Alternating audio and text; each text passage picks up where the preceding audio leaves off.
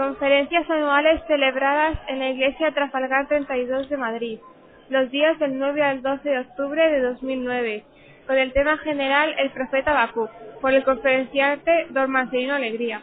Domingo día 11 a las 12 de la mañana con el tema Oír, temer y aceptar. Habíamos quedado en el capítulo 2 a punto de empezar la sección última, versículos 6 al 20. Y esta porción la vamos a analizar, aunque sea muy rápidamente. En el CD lo tenéis todo al completo, pero aunque sea muy rápidamente la vamos a analizar sobre el principio de Gálatas 6:7, que dice: no nos engañemos, Dios no puede ser burlado, todo lo que el hombre sembrare, eso también segará. Y sobre ese principio, tanto para Judá como para los caldeos, ¿verdad que sí? La historia se encargó de cumplir esta máxima de Gálatas tanto en los unos como en los otros. En Judá la cumplió con la invasión de Nabucodonosor. Aquella sociedad tan pervertida recibió su merecido. Con los caldeos, Dios cumplió esa sentencia en el capítulo 5, cuando, como decimos ahora, borrachos perdidos, viviendo en orgías, fueron sorprendidos por el imperio medo-persa y acabó allí la gloria del imperio caldeo. Aquí, en estos versículos, hay 5 ayes, esa exclamación tan dura en contra de lo que había sido el proceder, el mal proceder de aquel imperio, del imperio caldeo.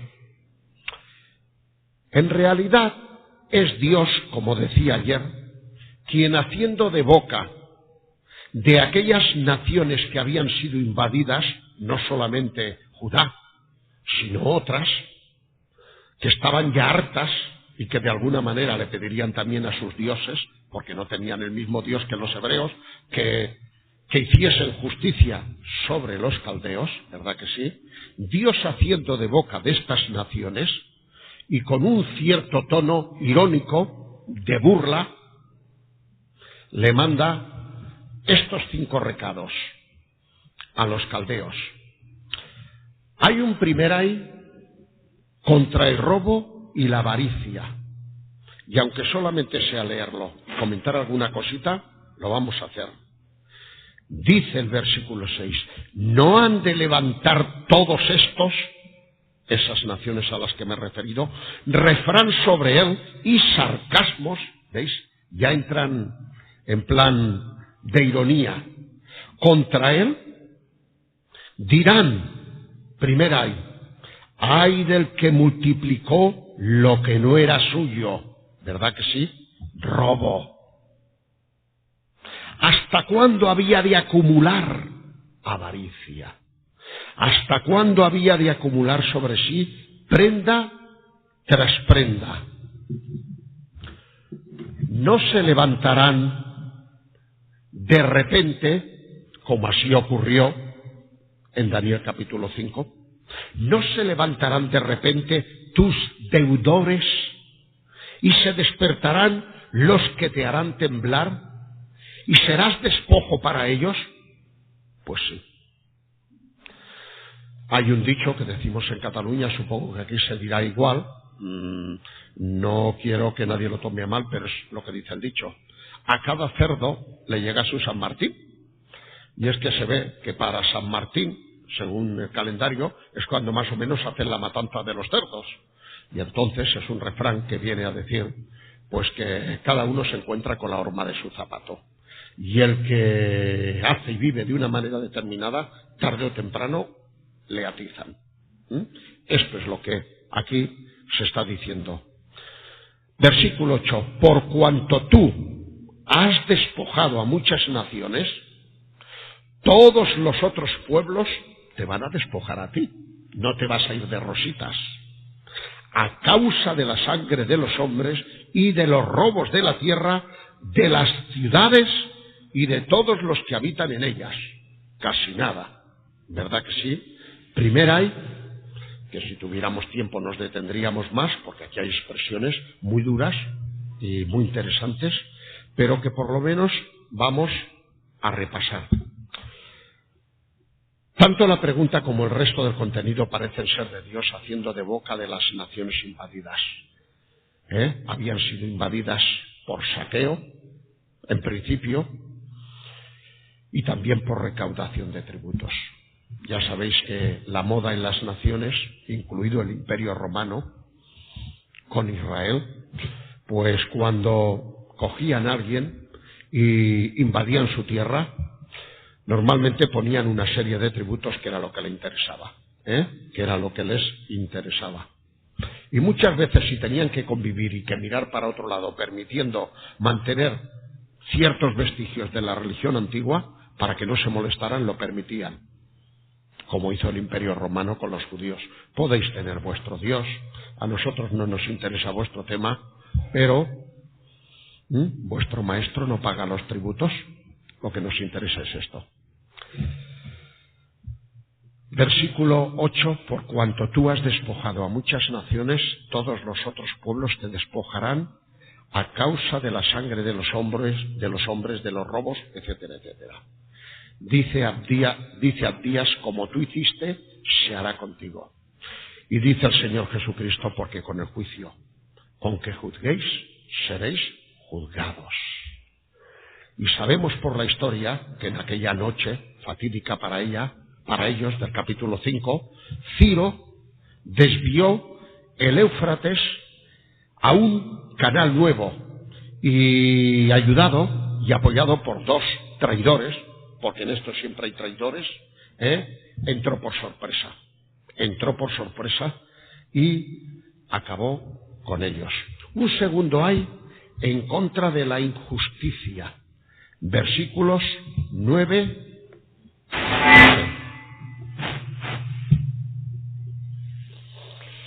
Hoy me muevo poco, si me he de atar me ato. Versículos 9 al 11. ¡Ay del que codicia injusta ganancia para su casa, para poner en alto su nido, como las águilas, allí, que no me alcancen, ¿verdad que sí? Para escaparse del poder del mal. Tomaste consejo vergonzoso para tu casa, asolaste muchos pueblos y has pecado contra tu vida. Mira, te has buscado la sentencia con esto que has hecho. Porque la piedra clamará desde el muro y la tabla del enmaderado le responderá. Incluso estos objetos, que son objetos inanimados, van a levantar sus voces, según la metáfora, para denunciar y para clamar venganza en contra. Un tercer ay, en los versículos 12 al 14, contra el despotismo y contra la violencia. Ay del que edifica la ciudad con sangre y del que funda una ciudad con iniquidad. ¿No es esto de Jehová de los ejércitos? Los pueblos pues trabajarán para el fuego y las naciones se fatigarán en vano, porque la tierra será llena del conocimiento de la gloria de Jehová como las aguas cubren el mar. Ya sabéis que hay aquí un apunte indirecto o directo, como queramos interpretarlo, hacia el milenio, ¿verdad que sí? Un tercer ahí contra el despotismo y la violencia. Vamos a dejarlo aquí, sigamos adelante. Al fin y al cabo, los judíos también habían practicado en el capítulo 1, en su sociedad, ese mismo despotismo y violencia, pero ahora aquí la estaban practicando los otros, los caldeos. Un cuarto hay contra el sadismo. La palabra esta es una palabra que prácticamente la estamos usando hace pocos años. Eso de qué sádico eres. ¿Qué es un sádico? ¿Qué es una persona sádica? Pues es aquella persona que encuentra incluso placer haciendo sufrir a otros. Hay que ser sádicos, ¿eh? Pues esto más o menos es lo que es un sádico. Dice el versículo 15 hasta el 18. Ay del que da de beber a su prójimo. Por supuesto que no le daba a beber Fanta ni Coca-Cola, ¿eh? Ay del que da de beber a su prójimo. Ay de ti que le acercas tu hiel y le embriagas para mirar su desnudez. Qué perversión, qué sadismo, que también tenemos en nuestros días. ¿Quién no tiene grabadas en su mente y en la retina de sus ojos todavía las imágenes que hemos visto tantas veces en el telediario sobre los marines en Irak? Algunos de ellos han sido ya juzgados y tienen cárcel para rato, ¿verdad que sí? Cuando les hacían desnudar. Como estaban en una posición de ventaja, pues hacían al mismo Saddam Hussein. Él denunció que le habían quitado las ropas también. Por lo tanto, hay contra el sadismo. Ay del que da de beber a su prójimo, ay de ti que le acercas tu hiel y le embriagas para mirar su desnudez. Te has llenado de deshonra más que de honra. Ahora ¿sabes qué pasa? Te toca a ti. Bebe tú también y serás descubierto. Hay otras versiones que aquí traducen: bebe tú también y enseña tu prepucio. ¿Qué te pensabas? ¿Que solamente ibas tú a desnudar a los demás? Ahora que te desnuden a ti y que enseñes todas tus partes. Bebe tú también y serás descubierto. El cáliz de la mano derecha de Jehová vendrá hasta ti, y vómito de afrenta sobre tu gloria, porque la rapiña del Líbano, hay otras versiones que traducen, porque la violencia que tú has hecho en el Líbano, esta se va a revolver contra ti, como la violencia que has hecho en todos los lugares que has invadido, porque la rapiña del Líbano caerá sobre ti, y la destrucción de las fieras te quebrantará a causa de la sangre de los hombres, todo lo que has derramado, y del robo de la tierra, y de las ciudades, y de todos los que en ellas habitaban. Por lo tanto, un cuarto hay. No he leído el versículo 18 por una razón. El versículo 18, según algunas versiones, especialmente católicas, pero da lo mismo. He consultado la Nueva Biblia española y la versión de las ediciones paulinas, ambas muy buenas, por cierto.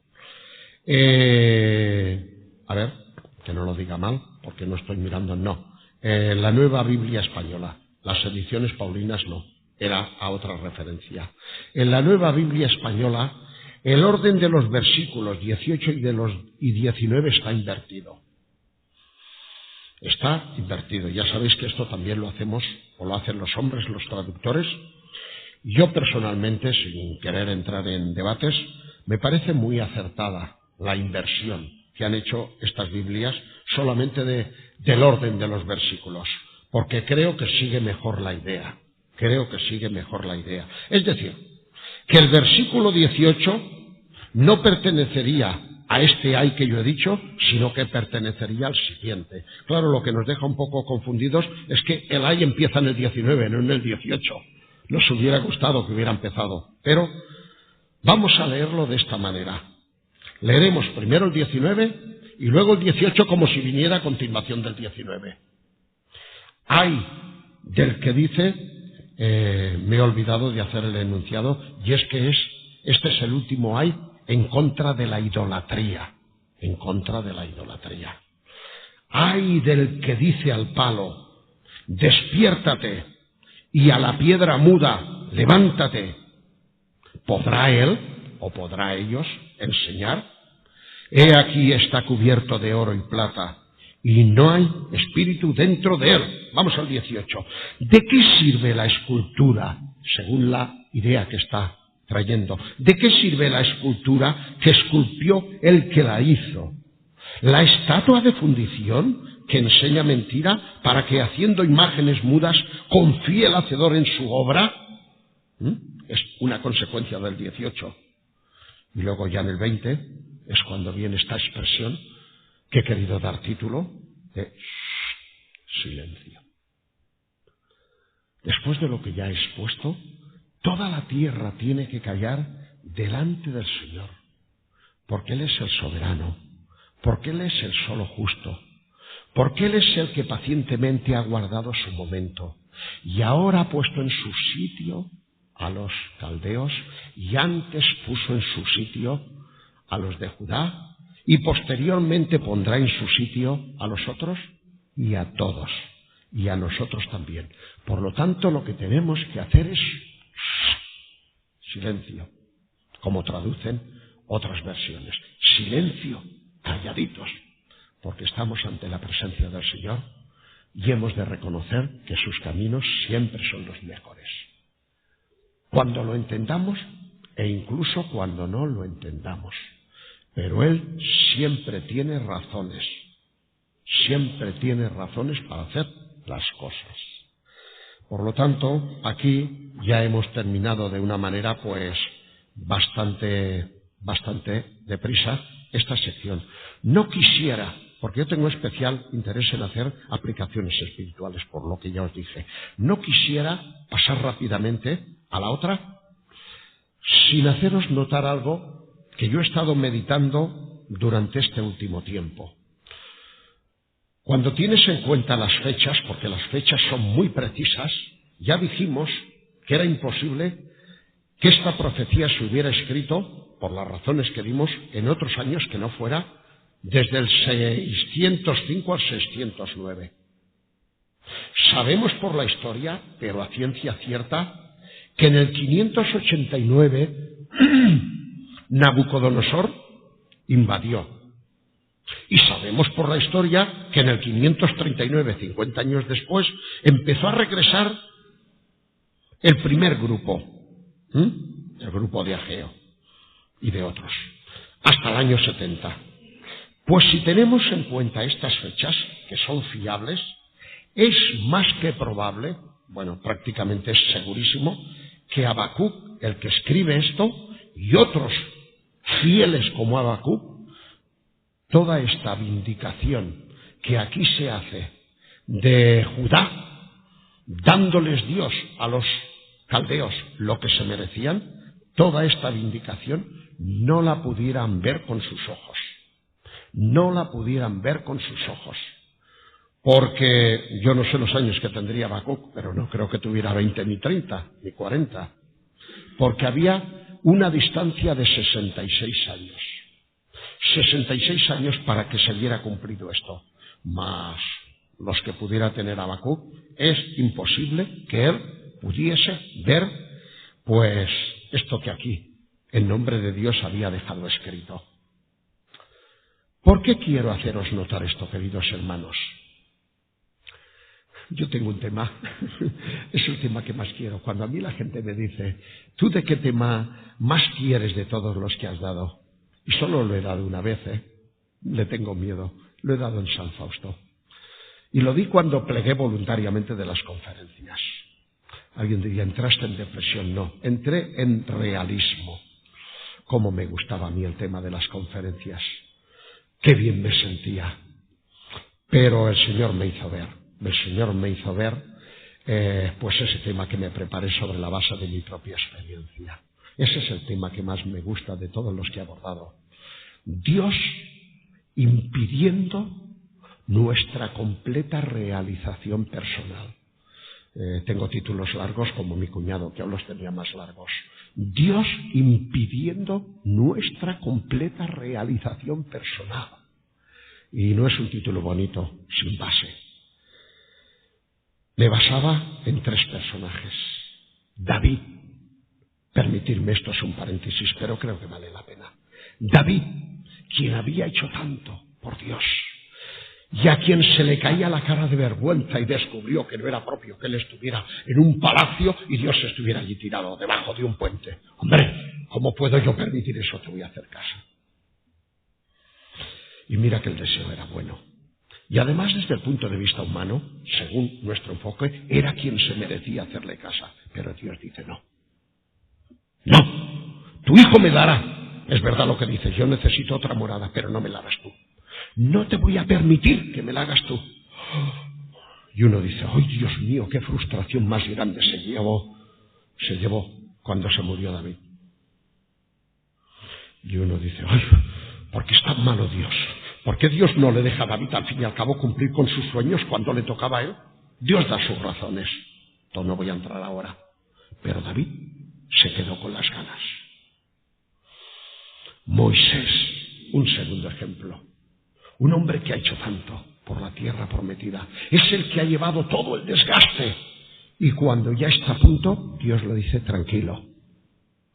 Tú no verás la tierra. Señor, pero si yo he sido el que los he sacado, y el que he luchado, y el que... Tú no verás la tierra. También le da las razones, que como siempre son justas. Aquellos hebreos del capítulo 11, que dice el autor de que todos estos vivieron y lucharon. Sin embargo, Dios no les permitió ver sus deseos cumplidos para que no fuesen perfeccionados, aparte de nosotros. O sea que tenemos ahí desde el punto de vista humano 3 frustraciones en cada uno de estos 3 colectivos. Dios impidiendo ver, impidiendo realizarnos totalmente. Hay una última parte en ese esquema donde, bajo mi punto de vista y con apoyo bíblico, explico por qué razón a veces Dios puede aparecer como tan malo, que no nos permita aquello que bueno, que hemos estado luchando toda la vida, pues que nosotros recibamos un poco el premio. Dios siempre tiene sus razones. Y es que conociéndonos como nos conoce, probablemente nos despistaríamos y desviaríamos la mirada de Él para poner nuestra mirada y confianza en otras cosas. Ya lo he conseguido yo, como decía el hermano Nabucodonosor. No es esta la Babilonia que yo edifiqué y tal y tal y tal y tal. Los humanos somos así, incluso también los creyentes. Y Dios a veces actúa de esta manera. Y yo lo he llegado a asumir. Y le he dado muchas gracias a Dios. Ya no puedo estar ocupado en... Pero si es que lo he buscado yo, y además, aunque no lo hubiera buscado, Señor, tú quieres que me mueva en la quietud. Y ahora prefiero estar más quieto y más tranquilo, porque voy aprendiendo nuevas cosas de ti, ¿verdad que sí? Esto se lo expliqué a uno que me propuso volver. Y cuando se lo expliqué me dijo, Marcelino, te has hecho viejo antes de hora, es obrero como yo, y lo conocéis. Vuelve, te necesitamos. Digo, de ninguna manera. Digo, fíjate, y le pegué un repaso del mensaje. Dice, ¿te has vuelto viejo antes de hora? Pues sí, quiero seguir siendo viejo. Cierro el paréntesis. Digo, queridos hermanos, que es más que probable que Habacuc y otros muchos fieles como él no pudieran ver el cumplimiento de esto, como les pasó a esos de hebreos. Sin embargo, dice que los de hebreos murieron sin haber recibido lo prometido, sino mirándolo de lejos, creyéndolo, saludándolo, siendo felices en el Señor. Creo que tiene mucha importancia esto, destacarlo también. 3 afirmaciones en relación a estos 5 ayes que hemos repasado muy rápidamente. Debemos saber, queridos hermanos, que el fin no justifica los medios. Siempre debiera haber coherencia entre medios y entre fines. ¿Verdad que sí? Según tenemos ahí. Segunda, nada podrá impedir que finalmente la voluntad de Dios se realice a escala universal. También lo hemos leído ahí, cuando la tierra será llena del conocimiento del Señor. Y tercera, nos equivocamos si pensamos que aquí Habacuc está denunciando únicamente a los babilonios. Por supuesto, una primera interpretación se refiere a ellos, y la principal. Pero estas ayes van más allá y nos alcanzan a más colectivos. Por supuesto a los babilonios, para quienes se escribió, también a Judá, Jeremías 22, 13 al 19 lo deja muy claro, y también para nosotros. Y Santiago, de alguna manera, también en su capítulo 4 insiste en esto, pensando en nosotros. Que nos pensamos que nos vamos a comer el mundo y que es hora ya de que nos quejemos y exclamemos, etcétera, etcétera. Por lo tanto, queridos hermanos, cada uno de los distintos colectivos tenemos que acudir a estas porciones y tomar la parte que nos corresponde. Voy a hacer solamente, y mañana, porque esta tarde es otra cosa, mañana entraré un poco más en el desarrollo y en el tema del avivamiento. Voy a hacer simplemente en el capítulo 3 un adelanto, un esquema muy rápidamente, sin más comentarios, de este capítulo 3. Como si quisiéramos hacer en una academia o en una universidad una síntesis de lo que hay aquí. En el versículo 1 hay una oración en forma de salmo y teofanía, lo que yo he dado en llamar el triunfo de la fe. Porque la fe de Habacuc, de alguna manera, ha sido zarandeada en esta profecía. Pero ahora, cuando ya he escuchado la última vez la voz de Dios, el hombre cae de rodillas, como Job en su día, y vuelve a los caminos. El triunfo de la fe. Oración del profeta Habacuc sobre Sigionot. Oh Jehová, he oído tu palabra y temí. En este versículo 2 hay la petición de un avivamiento. Aviva tu obra en medio de los tiempos. Y alguien dirá, ¿y qué es la obra de Dios? Bueno, yo entiendo que no lo he consultado, pero, en fin, más o menos también conocemos un poco la Escritura de una manera personal. Yo creo que el término obra, probablemente cuando vuelva lo consulte, el término obra aquí es un término muy amplio. Como hay expresiones en toda la Biblia muy amplias, que no se refieren solamente a una cosa. Yo creo que la obra de Dios, pues es lo que estamos haciendo aquí. Cuando evangelizáis, cuando bautizáis, cuando encomendáis a alguien a la obra, todo esto es la obra de Dios. Cuando la gente se salva, ¿verdad que sí? Esto es la obra de Dios. Es un término muy amplio, es un término muy amplio. Es parecido a aquello que dice Pablo, escribiendo a los filipenses: ocupaos en vuestra salvación con temor y temblor. Y alguien dice, bueno, ¿y ocuparse de la salvación qué es? Ocuparse de la salvación es todo lo que hacemos. Empieza por la lectura, por la oración, por la ayuda, por la colaboración con la Iglesia, por dar testimonio. El término salvación en ese contexto es amplísimo. Y hay que ocuparse en esto. Petición de un avivamiento. En los versículos 3 y 4 se describe el esplendor de esa teofanía que aquí presenta. Dios vendrá de Temán y el santo desde el monte de Parán. Todos estos son nombres hebreos, de allá. Su gloria cubrió los cielos y la tierra se llenó de alabanza, etcétera, etcétera. El resplandor tal.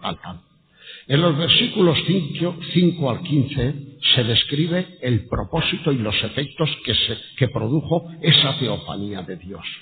Y ahí presenta, pues, el pueblo de Dios triunfando, pues en Egipto, en el desierto, entrando a conquistar las naciones, etcétera, etcétera, con Moisés, con Josué, etcétera, etcétera. Todo esto lo ilustra bajo la liberación de Israel de Egipto y su introducción en la tierra prometida, para después encontrar en este pueblo, al que él está escribiendo ahora, la correspondiente aplicación en cuanto a sus circunstancias personales. Lo que viene a decir aquí Habacuc es lo siguiente: querido pueblo de Judá, que en principio esto va para vosotros, lo que Dios hizo con el pueblo de Moisés, y que os lo relato en este capítulo 3, en este salmo o en esta teofanía, está dispuesto a hacerlo con vosotros. Y si Dios los libró y los sacó de Egipto y los introdujo a la tierra prometida y nación que se le interponía la eliminaba, hará lo mismo con vosotros si, desde luego, reaccionáis. Es decir, que sus obras en el pasado Las presento porque son una garantía en la cual podemos estar seguros que va a cumplir las promesas del futuro. Sí, sí. Lo que Él ha hecho ya en el pasado nos garantiza que, porque es el mismo Dios, va a seguir cumpliendo las promesas del futuro. Pablo diría, el que no escatimó ni a su propio Hijo, hablando de la persona de Dios, ¿cómo no nos dará? Si en un momento fue incapaz de retener en el cielo a su Hijo para morir por nosotros y salvarnos, hombre, por favor, sería una contradicción, sería una incongruencia ahora que no nos diera todo cuando nos dio lo más grande que tenía, pues ahora lo demás va de propina, de torna. O porque si siendo enemigos fuimos reconciliados, ahora que somos amigos, ahora que somos hijos, ¿cuánto más? Ahora vamos a ser salvos. Si cuando éramos enemigos ya hizo esto. Por lo tanto, siempre en la Escritura, lo que Dios ha hecho primero es una garantía que nos puede dar seguridad y confianza en lo que va a hacer después. En el versículo 16 ya termino. Toda esta contemplación produce en Habacuc un estremecimiento, por lo que también a ellos se le avecina. A Habacuc no se le dice que se les va a librar de esto, ¿no?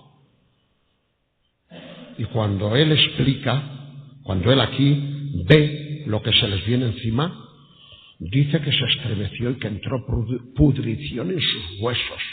El hombre aquello era terrible, terrible, Lo cual, todo esto le llevó a descansar en el Señor.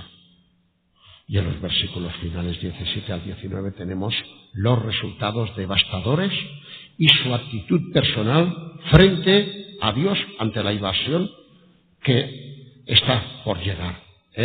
Aunque todo termine, y va a terminar, sin embargo, Él se ha hecho fuerte y le pide al pueblo que se haga fuerte en Dios. El justo por su fe vivirá. Pues bien, este es el adelanto. Mañana entraremos ya en el tema de un poco más detallar y sobre todo el avivamiento, que es muy interesante el avivamiento. Porque a veces, queridos hermanos, pienso que algunos de nosotros no acabamos de tener las ideas claras sobre lo que es un auténtico avivamiento. Y confundimos avivamiento, o queremos confundir, que es peor todavía, avivamiento con ciertas manifestaciones. Con ciertas manifestaciones. Mañana veremos algunas pautas y algunas cosas que corresponden al verdadero avivamiento y otras que no, lamentablemente no. Que Dios nos bendiga, queridos hermanos, y hasta la tarde. Amén.